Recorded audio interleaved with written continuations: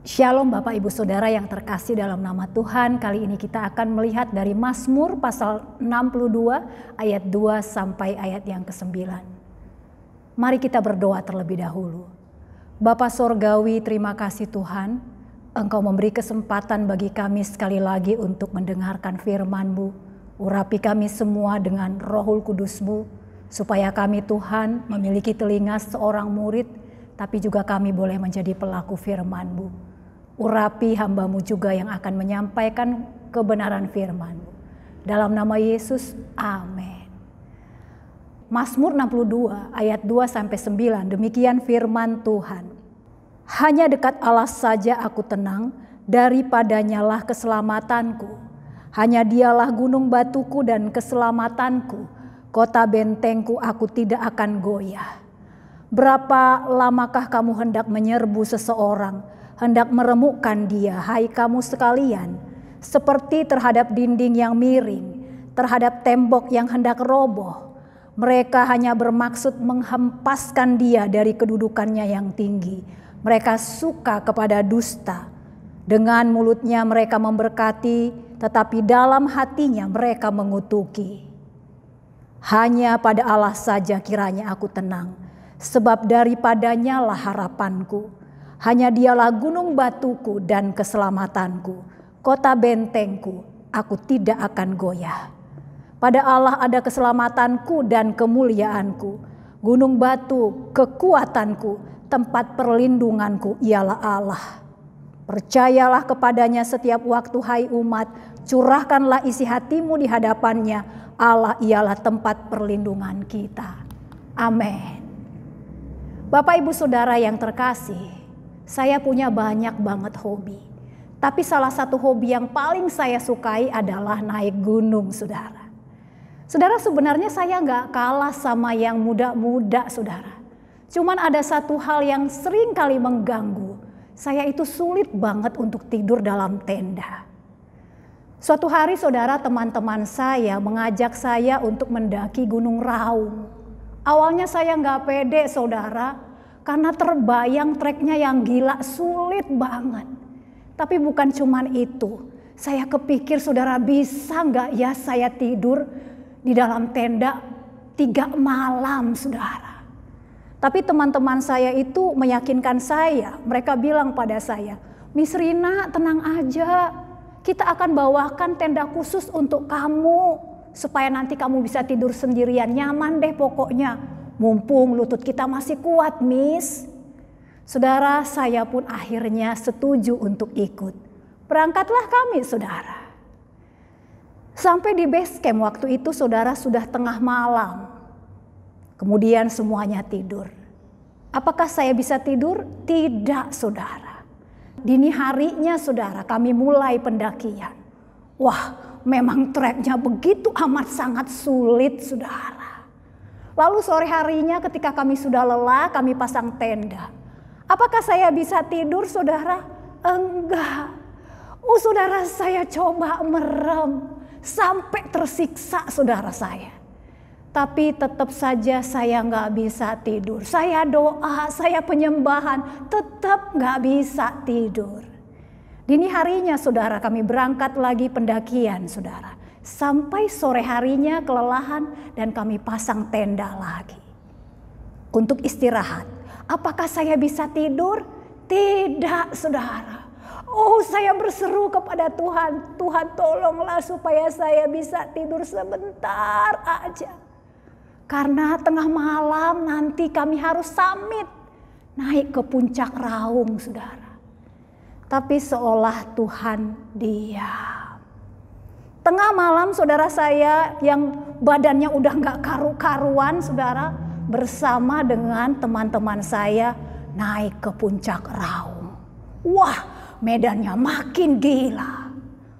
Banyak tebing dengan dinding batu, bahkan jurang yang terjal.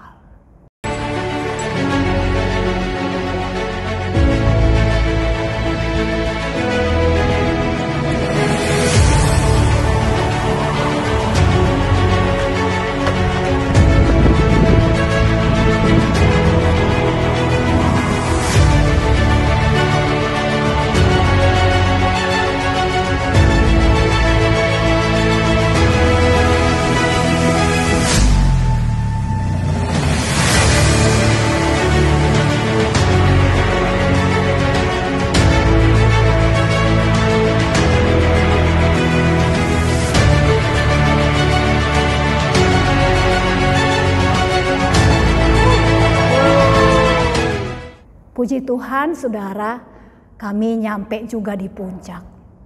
Cuman beberapa saat saja di puncak saudara, karena badai dan cuaca yang tidak mendukung. Lalu kami memutuskan untuk turun.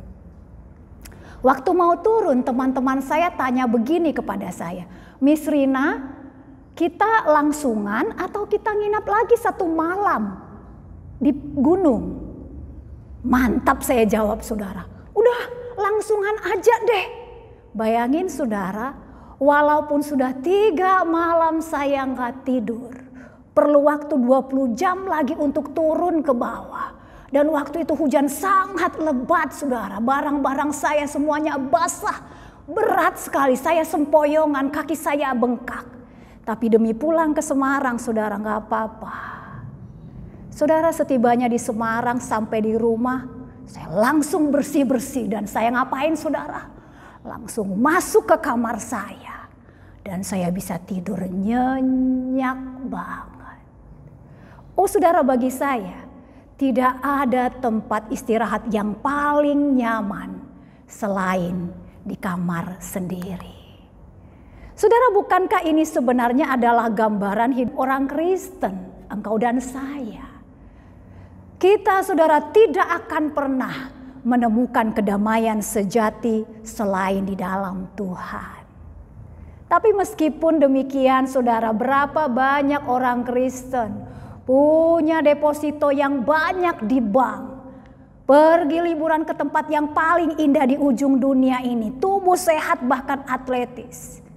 Buktinya saudara, itu tidak cukup membuat engkau dan saya bebas dari rasa khawatir. Oh saudara, berapa banyak dari orang Kristen meskipun punya kerjaan yang bagus, kaya raya, hartanya gak habis 7 turunan, asuransi dari ujung kepala sampai ujung kaki saudara. Tapi buktinya itu tidak cukup membuat engkau dan saya bebas dari stres. Namun sayangnya saudara, meskipun dari masa ke masa sudah terbukti tidak ada kedamaian sejati selain di dalam Tuhan, kita harus mengakui bahwa kita tidak selalu menaruh percaya kepada Tuhan. Saudara, Daud mengalami masa-masa sulit saat dia menggubah Mazmur 62 itu. Bertahun-tahun saudara ia hidup di dalam pelarian, dikejar-kejar musuh, dikejar Raja Saul. Namun saudara, yang paling terburuk adalah saat teman-teman terdekat Daud bersekongkol bersama dengan Absalom anaknya. Untuk apa saudara? Untuk membunuh Daud. Oh saudara, meskipun sejak awal Daud percaya bahwa Tuhan adalah sumber pertolongannya saudara. Tapi saat musim keputusasaan menghantam dia, Daud menyerah. Dia terpuruk baik secara fisik maupun secara rohani. Saudara, lihatlah perubahannya. Di ayat 2 Daud masih bisa berkata, hanya dekat Allah saja aku tenang, daripada nyala keselamatanku. Namun saudara, nadanya berubah saat masa-masa sulit terjadi. Dia berkata, berapa lamakah kamu hendak menyerbu seseorang? Hendak meremukkan dia, hai kamu sekalian. Seperti terhadap dinding yang miring, terhadap tembok yang hendak roboh. Oh saudara, di situ Daud merasa dirinya seperti tembok lapuk, miring dan hampir roboh. Oh saudara, Daud merasa seperti pagar tua yang rewot, yang saking buruk kondisinya, ditiup angin sedikit saja saudara, akan segera runtuh. Saudara, di sana Daud merasa imannya semakin lemah. Dia merasa gamang dan rapuh. Dia merasa hidupnya akan segera hancur, berkeping-keping.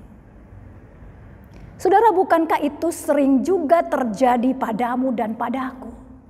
Mudah saudara untuk percaya pada Tuhan pada saat segala sesuatunya berjalan dengan baik. Tapi jujur harus kita akui, sulit untuk tetap percaya pada Tuhan saat badai menghantam kita. Saudara, mudah berkata God is so good all the time.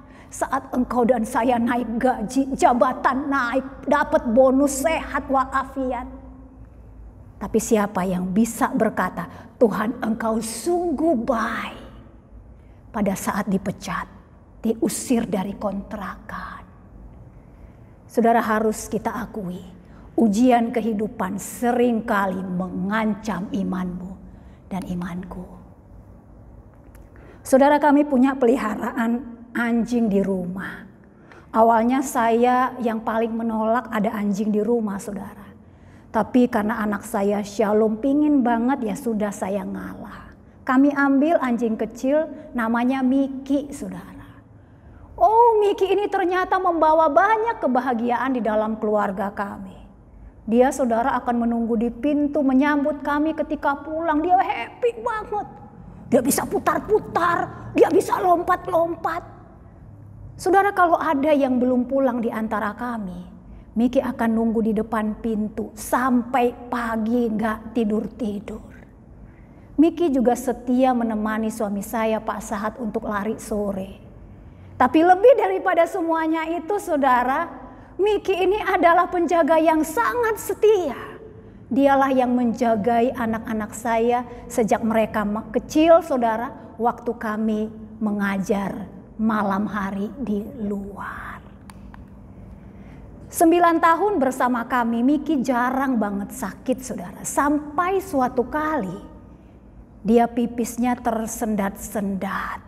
Cuma setetes-setetes, saudara. Berapa lama? 3 minggu. Sering banget, saudara, Miki kemudian itu nangis menahan rasa sakit.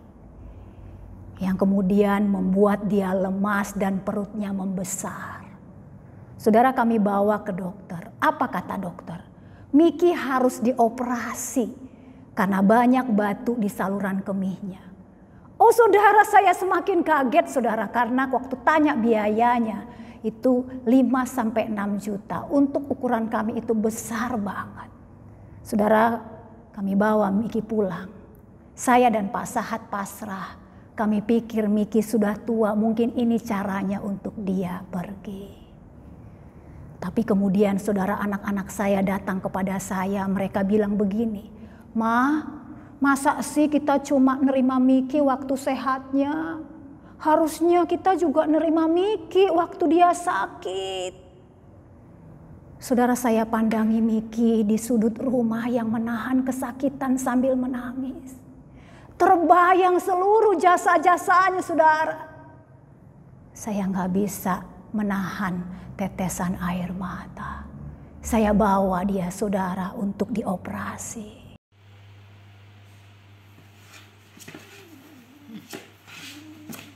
Gatel kupingnya.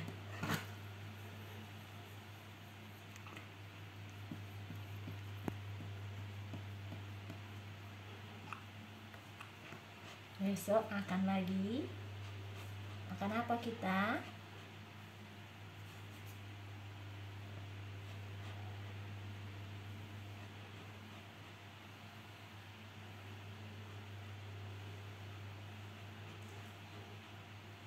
Saudara, benar kata anak-anak saya. Saya harus menerima paket lengkap Miki. Bukan saja menerima dia waktu sehat, tapi juga menerima dia waktu sakit. Oh, saudaraku, kalau engkau pikir karena engkau adalah orang Kristen, maka engkau kebal terhadap hal buruk, engkau salah. Saudara, engkau dan saya harus menerima paket lengkap dari Tuhan. Kalau engkau mau padang rumput yang hijau, terimalah juga tebing yang curam. Kalau engkau mau musim hujan, terimalah juga musim kemarau. Oh, saudara, apakah kita cuma bisa nuduh Tuhan waktu hal-hal buruk terjadi pada kita?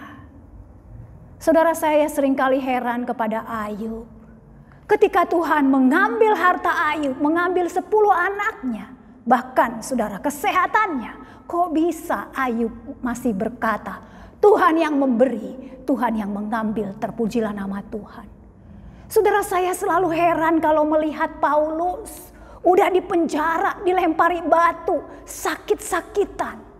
Kok masih bisa dia berkata, karena itu aku senang dalam kelemahan, siksaan, penganiayaan, kesesakan. Oh, saudara, apakah tokoh Alkitab ini gak waras? Bukan, saudara. Seringkali Tuhan mengizinkan banyak situasi buruk menimpa engkau dan saya untuk memaksa kita menjadikan Tuhan satu-satunya sumber kepercayaan kita. Saudara, walaupun Daud adalah raja, dia adalah pahlawan Israel, saudara. Pada akhirnya Daud sadar dia tidak bisa menemukan kedamaian pada apapun, siapapun, termasuk pada dirinya sendiri. Lalu apa yang dia lakukan selanjutnya? Oh saudara, dia berbalik dan dia berkata kepada jiwanya yang rapuh, "Hai jiwaku, hanya pada Allah saja kiranya aku tenang, sebab daripadanya lah harapanku. Hai jiwaku, hanya Dialah gunung batuku dan keselamatanku, kota bentengku, aku tidak akan goyah. Hai jiwaku, pada Allah ada keselamatanku dan kemuliaanku, gunung batu kekuatanku, tempat perlindunganku ialah Allah." Saudara, ketika Daud memakai kata gunung batu, saudara, dia tidak sedang berpikir tentang batu kecil yang biasa dia pakai untuk katapelnya, saudara. Bukan.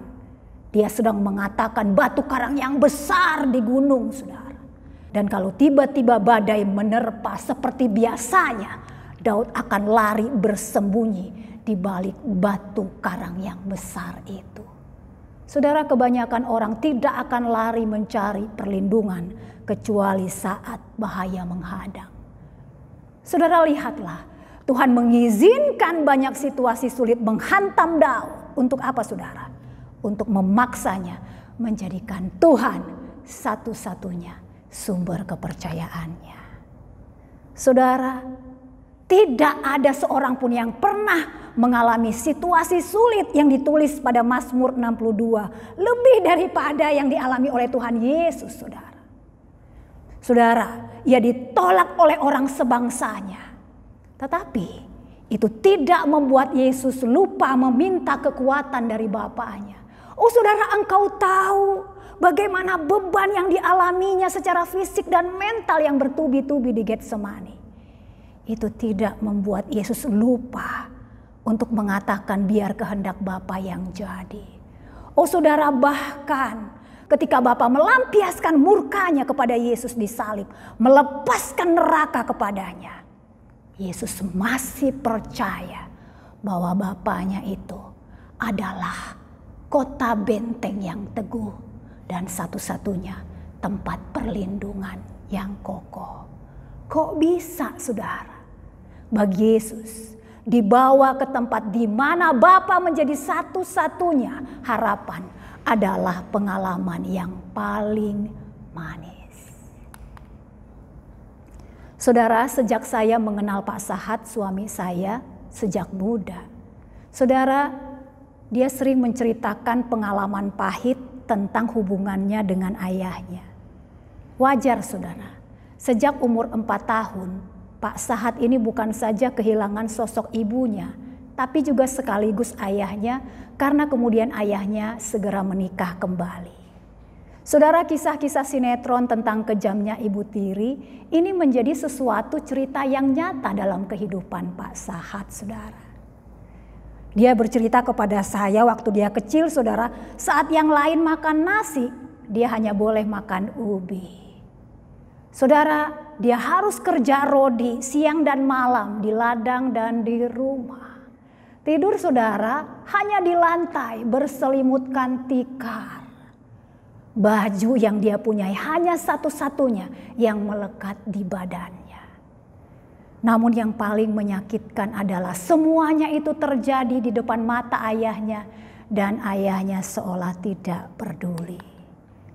Saudara, saat kecil melanjutkan SMP di kampung orang, dia berharap ayahnya akan memperhatikannya, saudara. Benarkah? Tidak. Saat kecil harus berjuang sendiri. Pernah, saudara, dia jadi pembantu, tukang masak di warung, tukang petik jeruk, buruh tani. Saudara, tamat SMA, saat remaja, memutuskan untuk pergi sejauh-jauhnya. Hampir tidak pernah ia pulang kampung. Saudara, puluhan tahun berlalu. Setelah kami menikah dan tinggal di Semarang, suatu kali Pak Sahat dikabarkan bahwa ayahnya sakit keras terkena kanker mulut. Gak pikir panjang saudara, segera Pak Sahat memutuskan untuk pulang kampung. Saudara, sesampai di kampung begitu terkejutnya Pak Sahat melihat kondisi ayahnya. Dia melihat saudara, ayahnya ini cuma bisa mengangakkan mulut dan sulit sekali untuk ditutup. Baunya sudah gak karu-karuan saudara. Tubuhnya yang kurus dan lemas itu hanya terbaring di kasur lapuknya di lantai. Saudara, segera Pak Sahat melarikan ayahnya itu ke rumah sakit. 2 minggu mereka ada di sana bersama saudara. Dan selama 2 minggu itu saudara, ayah dan anak ini mencurahkan seluruh isi hati mereka yang sudah terpendam selama puluhan tahun. Mereka berkisah soal hidup. Mereka bertanya soal kebaikan Tuhan. Mereka bercerita hati ke hati dalam 2 minggu itu. Saat tiba waktunya pulang saudara, Pak Sahat pamit kepada ayahnya itu dan dia mendekatinya dan memeluknya. Dan berkata, "Holong dorohaku Tuhamu Bapa, aku sayang kepada Bapak." Lalu ayah tua yang sakit-sakitan itu dengan mulutnya yang sulit sekali digerakkan, memandang kepada anaknya itu. Dan dengan sangat kesulitan, dia mengucapkan, "Pajupang mahitamu seda amang, holong dorohaku tuho amang." Sampai ketemu lagi anak. Aku juga sayang sama kamu. Saudara, 1 minggu setelah peristiwa itu kami mendapat kabar bahwa ayah meninggal dunia. Oh saudara, bagi Pak Sahat, 2 minggu itu adalah 2 minggu yang paling indah. Kenapa saudara? Di sanalah ia mengenal hati Bapaknya. Saudara, dibawa ke tempat di mana Tuhan menjadi satu-satunya harapan kita. Itu adalah pengalaman yang sangat manis saudara. Mengapa? Seringkali masa-masa sulit adalah cara Tuhan untuk membawamu mengenal hatinya. Oh saudara, bagaimana mungkin engkau bisa berkata Tuhan adalah gunung batuku kalau engkau tidak pernah diterpa oleh badai? Bagaimana engkau bisa berkata saudara Tuhan adalah pertolonganku kalau engkau tidak pernah susah? Bagaimana engkau akan berkata Tuhan adalah penghiburku kalau engkau tidak pernah sedih? Bagaimana saudara engkau dapat mengatakan Yesuslah penyelamatku kalau engkau dan saya tidak pernah merasa terpuruk karena dosa? Saudara, apakah saat ini hidupmu sedang diterpa badai? Rumah tanggamu saudara seolah akan hancur berantakan saudara. Tidak bisa dipertahankan. Sakitmu gak kunjung sembuh. Saudara, ini adalah panggilan untuk berdoa.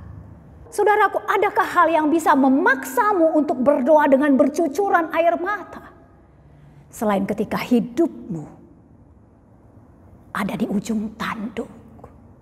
Oh saudara, apakah saat ini engkau dalam keadaan yang sulit? Baru dipecat, nyari kerjaan susah, usahamu bangkrut. Masa depan kelihatan seolah gelap. Saudaraku, ini adalah undangan bagimu untuk mengalami hati Tuhan. Oh saudara, berlarilah kepada Yesus. Karena hanya dialah gunung batumu dan kota bentengmu. Oh saudara, itu berarti jika kelihatannya masa depanmu begitu suram, percayalah kepada hati Yesus. Yang selalu ingin memastikan engkau aman. Jika engkau merasa buntu akan masalahmu, saudaraku, percayalah pada hati Yesus. Yang selalu ingin menemanimu menjalaninya. Oh saudara, jika hidupmu engkau temukan sedang hancur berantakan, percayalah pada hati Yesus yang mencari engkau kemanapun engkau pergi, berapapun harganya, untuk menemukanmu dan memulihkanmu. Saudara, meskipun para pelaut selalu menggunakan dayung di saat tenang, namun ketika badai datang menghantam, mereka akan meninggalkan semuanya saudara, dan lari meraih jangkar. Saudaraku, meskipun pada waktu-waktu tertentu engkau dapat memakai logika terbaikmu, usaha terbaikmu, namun ketika badai persoalan menerpamu, tidak ada cara lain selain lari kepada Yesus, sauh imanmu yang kokoh. Jadi saudaraku, berdiamlah di dalam Tuhan Yesus. Bukan karena dia akan membuat hidupmu tenang tanpa masalah, bukan saudara. Tapi berdiamlah di dalam Tuhan Yesus. Karena tidak peduli seberapa keras masalah hidupmu, dialah gunung batu dan tempat perlindunganmu yang aman. Amin. Mari kita berdoa. Bapa Sorgawi, terima kasih untuk firman-Mu. Engkaulah kota benteng kami, tempat perlindungan kami yang aman. Kami lelah dengan hidup ini Tuhan. Tolonglah kami sekarang untuk datang kepada Engkau, menyerahkan seluruh persoalan kami, dan kami menemukan hati-Mu di dalamnya.